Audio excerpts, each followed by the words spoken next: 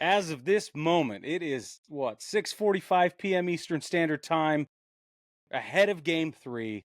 I'm still optimistic, and these games have been incredible. Game 1 was incredible. Like, yeah, it sucked. My team lost, yada, yada. Still incredible baseball. It was. Well, and this is the thing, is I think you should be optimistic because they say the series doesn't start until the home team's lost. Home team still hasn't lost. The Dodgers did their job, protected home field. Now it's the Yep. Yankees' turn to do their job. We don't know what's going to happen. We're going to get into these and we're going to talk about them more, but the Yankees were there the entire way. Yes. Yep. Right? It was Nothing has never been a like, blowout. yeah, it was never like watching the Dodgers play the Mets where it was like, okay, this game's over in the fourth inning. Right. 8-0, 9-0 games. Like, we haven't seen anything like that.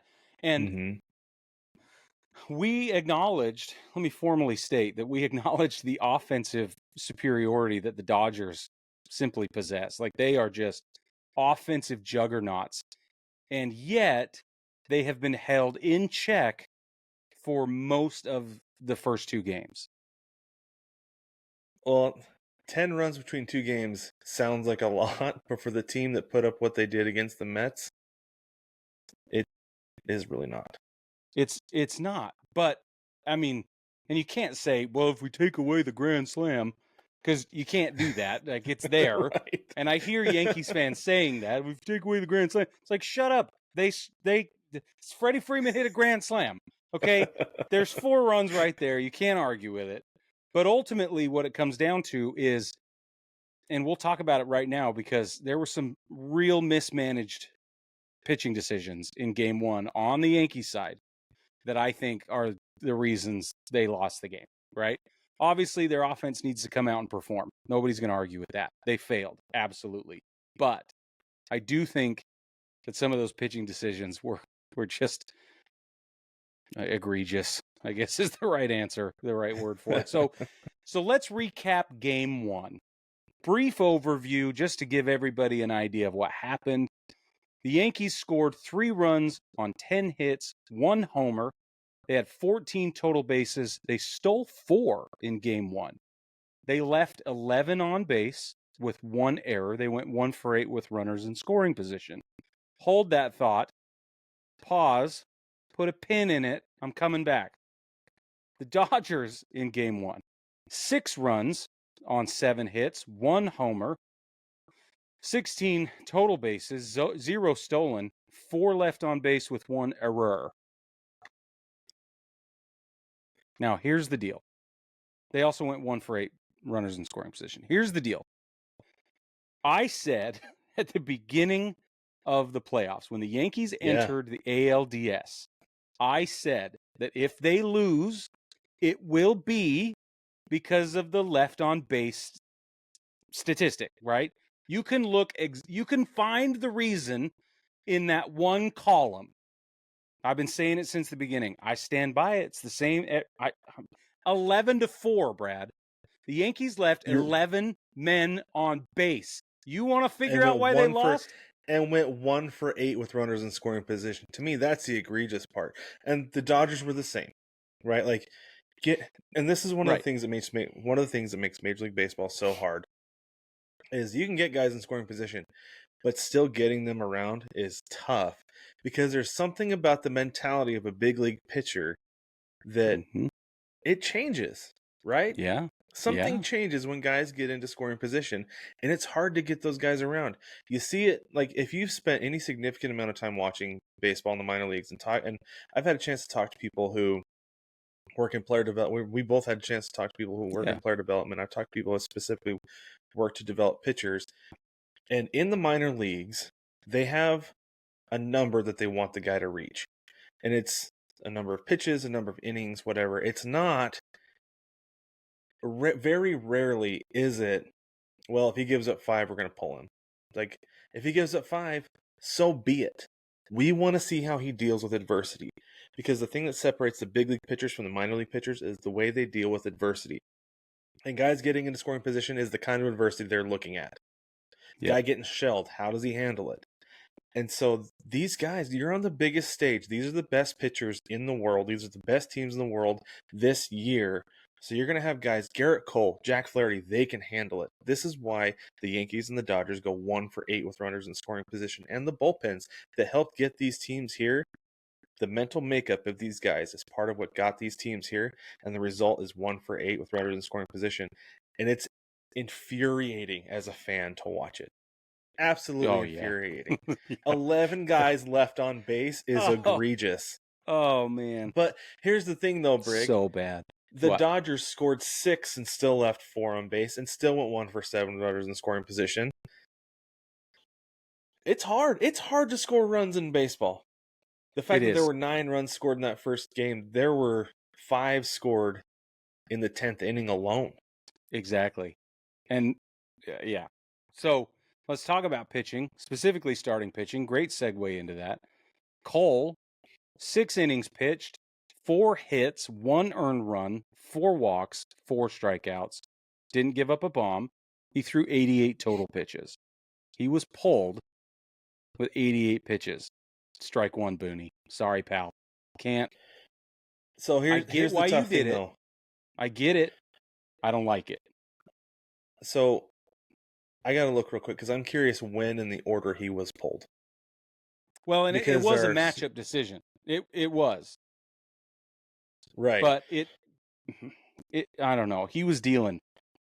And he was doing just fine. But a lot of guys will deal 2 times through the order, and then the 3rd time through the order is when you run into trouble. You get touched. I know Garrett Cole can go deep in games. He's fine 3rd time through the order, generally speaking. But when you have Shohei Ohtani, Mookie Betts, and Freddie Freeman coming up, right?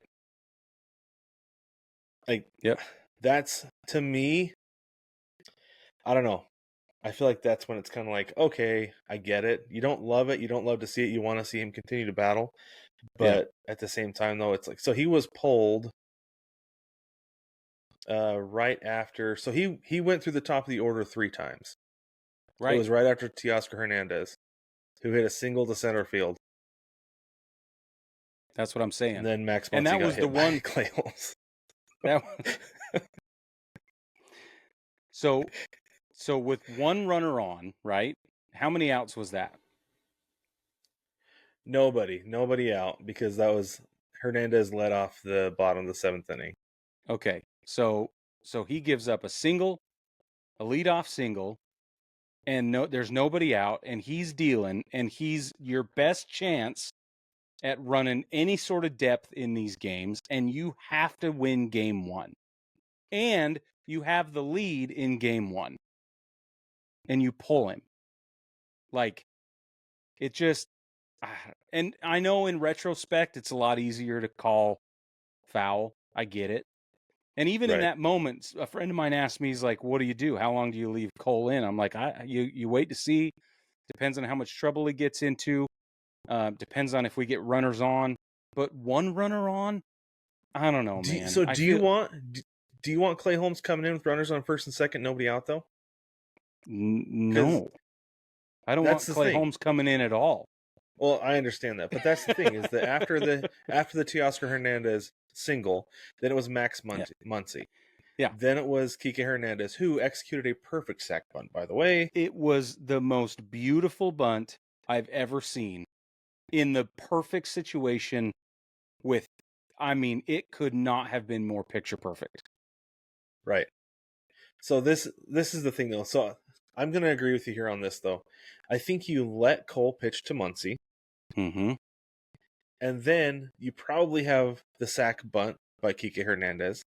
And then you have Will Smith, who has not been good offensively during the postseason. Right, yeah, correct. And Gavin Lux, who generally is not good offensively. Also correct. Well, no, that's not true. I shouldn't say that. It's defensively is where he has his issues. But he's not as strong as other guys in that lineup, right? But he's 185. He's batting 185. Yeah, so has not been strong offensively this postseason. Okay? No. Because Lux is the 3rd out. So I think maybe you let him pitch to Muncy, because it's not like you're going lefty-lefty matchup there, because Clay Holmes is right-handed. Yeah, so it's fine. I don't see the Muncy problem.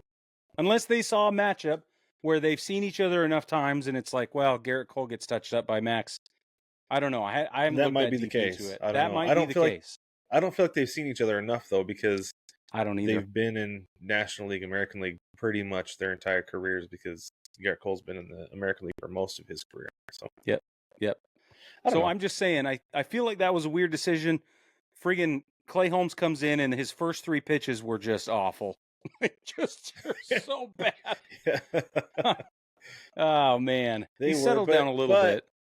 But between Holmes and Canely, you're able to get out of the inning unscathed. So Yeah. Canely throwing nothing but changeups again. It's just amazing.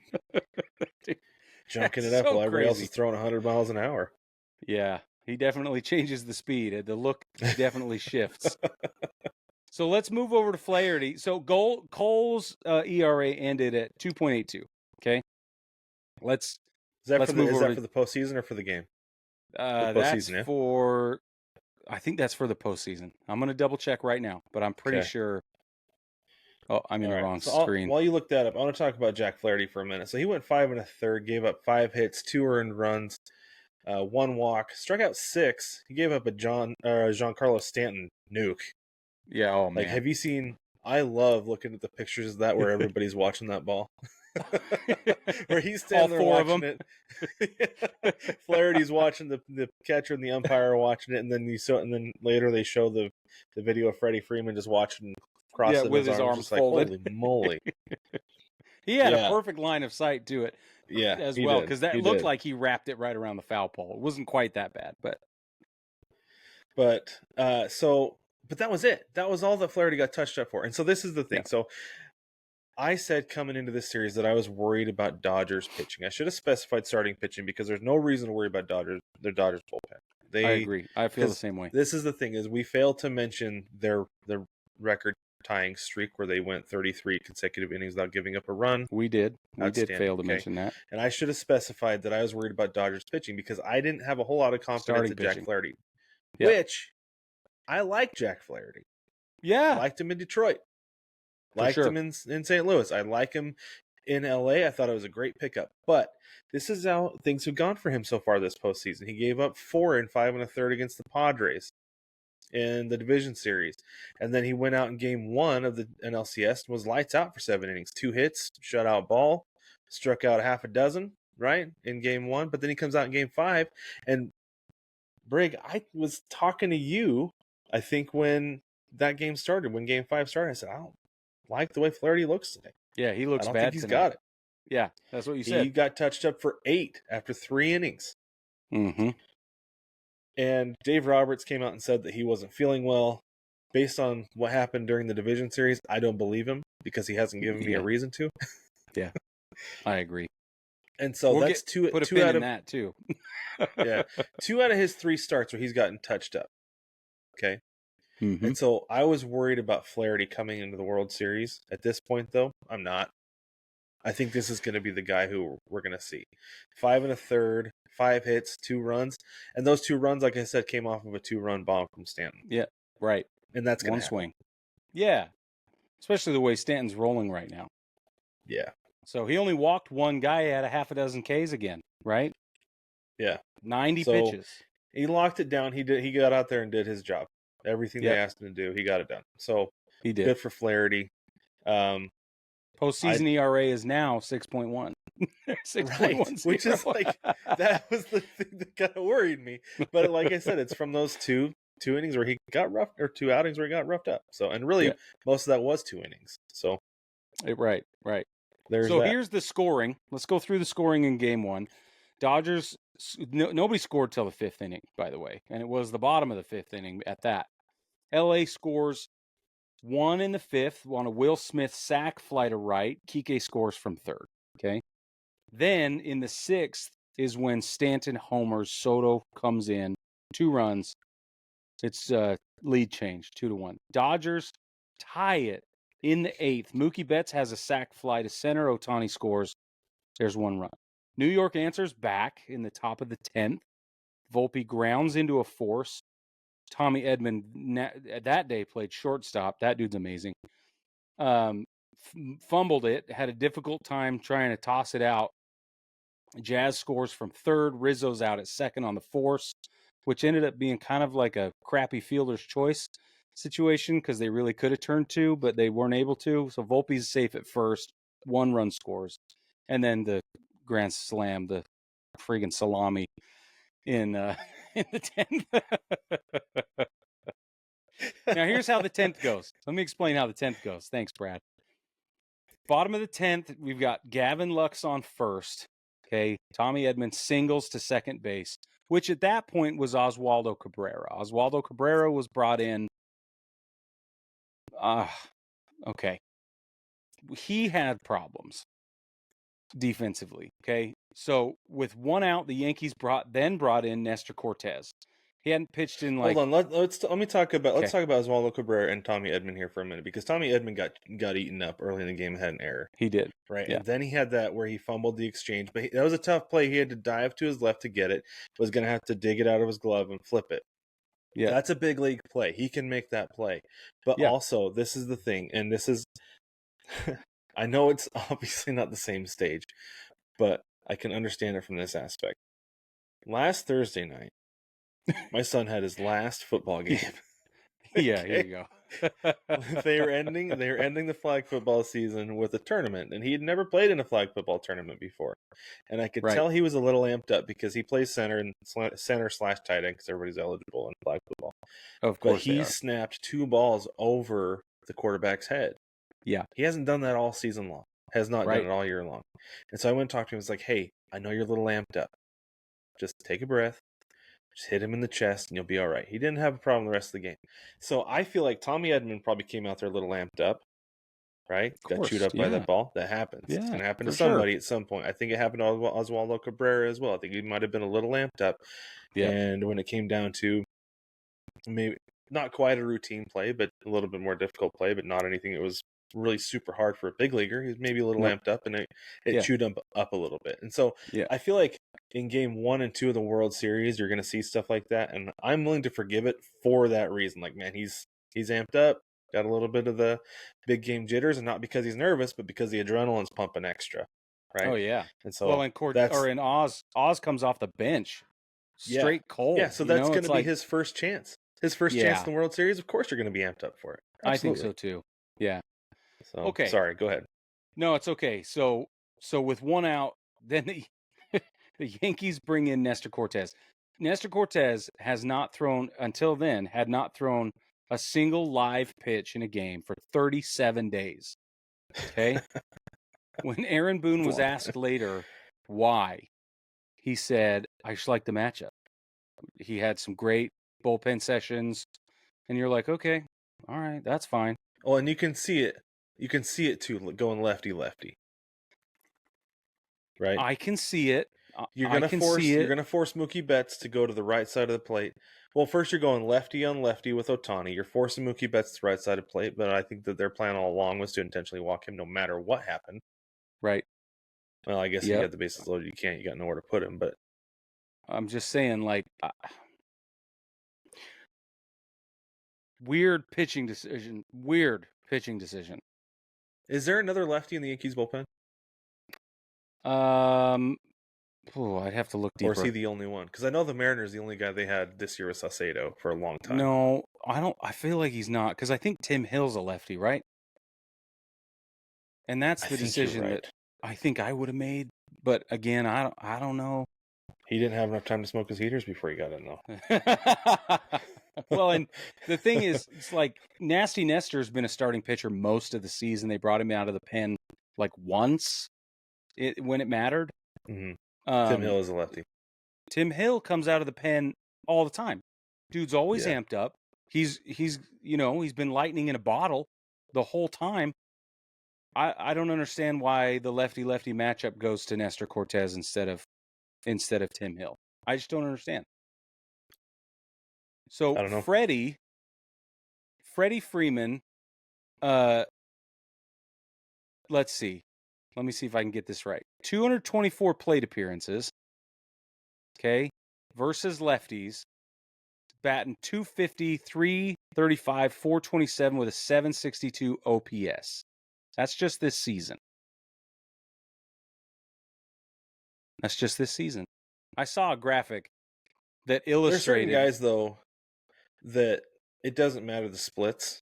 Right. You're not going to get them. But I do think that what you're trying to do though is you're still trying to get the best matchup that's in your favor, because there's probably not going to be a good matchup regardless. It's Freddie freaking Freeman, Right. right? In a big But moment. you can't tell me that Nestor was the better choice.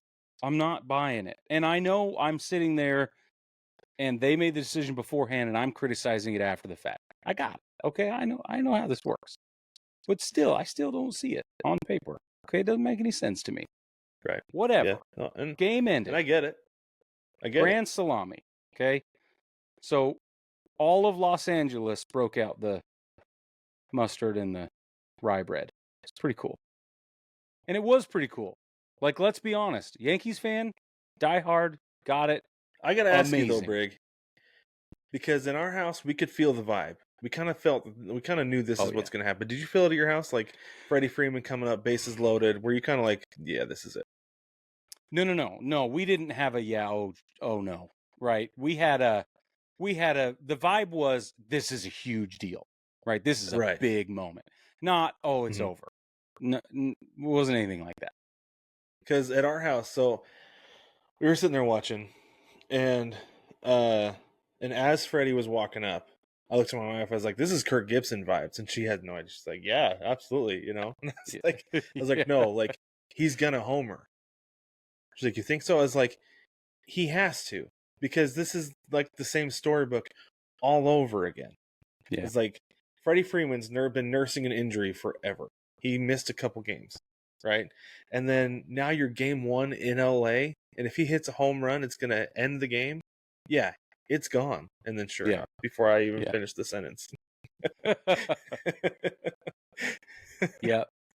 So let's talk about that, because the parallels between Gibby's iconic, just absolutely legendary homer and this one just baffle the mind. It really does. So they were both at 8:37 p.m. Pacific time. They both landed in right field. Almost, you can't convince me it was more than a handful of feet away from each other from where they landed. Oh, there's no way. Had to have been within like a 10-foot radius. Had to have been. Had to be. Both walk-offs, game one, the whole thing. I think it's crazy. So Kirk Gibson was asked. He was listening on the radio in northern Michigan. Somebody said like near his camp or outside of his camp in northern Michigan. I don't know what that means. Maybe I don't he's know deer if hunting. he's homesteading or deer hunting or whatever. But the point is, he said he was listening. He said, quote, "I was standing there listening and then just immediately knew what was going through Freddie, quote, right, with his emotions. I was reliving the emotions as well. Two people from different eras. It was cool. I love passing the torch and letting him have it and experiencing it." So, for those of you that don't know, Kirk Gibson's major contributions to baseball happened in Detroit, right? He's like a hero in the Tigers world. But this moment still lives on as basically, I don't know, it's up there as one of the greatest home runs of all time, no doubt. And to watch him hobble around first base and then into second was so just, I mean, so fast forward however many years, and here we go again, 30 some odd years later, and we have a very similar storyline right down to the wire. My question is, how can you not be romantic about baseball? I don't care where your allegiances and affiliations lie. How can you not be romantic about baseball? Well, and this is the other thing too. Out of everybody on that roster, with everything that Freddie Freeman's been through this year, good for him, man. He needed it. He needed a win. Oh yeah, I saw somebody on X. I can't remember who it was. Somebody who's either been around the team, covered the team, or something. Was like, this is the first time I've seen Freddie Freeman smile in months. Like a real for real smile. Yeah. So he's, for those of you that don't know, good for him getting a big time win. We don't want to be obscure or gatekeeping with this. His son has been through a lot. He had a really terrible medical condition. Like, he had to relearn how to walk, and I don't remember the name of the condition. It's like 7 million syllables long, but like all super rare, super awful. Things are good. right now. They've been working through it. I guess things are positive, but yeah, he and his family they've been through a lot with that little boy. So now, one last thing I want to say about Frederick, and then we're going to move on. He immediately started giving credit to his dad. He went over and hugged him on the presser at the end. He was like, "This one's for my dad." And he talked about all the backyard batting practice, and they still throw batting practice. His dad still throws in batting practice. And he just heaped the praises on his dad, and I thought, okay, so first, how can you not be romantic about baseball? And then second, how can you not love Freddie Freeman? Like, I don't understand how he's just such a good person. Like, I don't care. And I've talked to Braves fans who are still upset that he, left Atlanta. I get it. That's fine. And there are a lot of reasons, and I understand those things. But just as a human being, I don't think you can find a way to convince me he's not a great person. Right. First team, all good dude.